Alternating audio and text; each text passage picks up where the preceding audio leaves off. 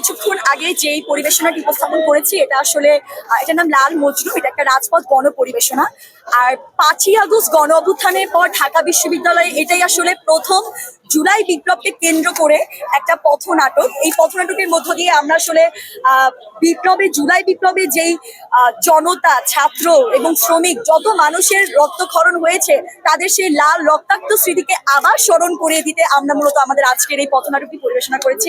আপনাদের সবাইকে ধন্যবাদ আমাদের সাথে থাকার জন্য। এবং আমরা চাই একটা সুন্দর শান্তিপূর্ণ বাংলাদেশ, এবং এই শান্তিপূর্ণ বাংলাদেশে এমন একটা বাংলাদেশ চাই যেখানে আমাদের আইন শৃঙ্খলা রক্ষাকারী বাহিনী, আমরা জানি এখনো সোচ্চার না, শক্ত না। আমরা একটা শক্ত মজবুত আইন শৃঙ্খলা রক্ষাকারী বাহিনী চাই, এবং এখানে যেন নারীরা নিরাপদে থাকতে পারে, প্রত্যেকটা জাতির প্রত্যেকটা ধর্মের মানুষ যেন নিরাপদে থাকতে পারে। সেই বার্তাটি পৌঁছে দেওয়ার জন্য মূলত আমাদের আজকের এই রাজপথ গণ পরিবেশনা। এটা আসলে আমাদের জুলাই বিপ্লবকে মনে করিয়ে দেওয়ার জন্য। ধন্যবাদ।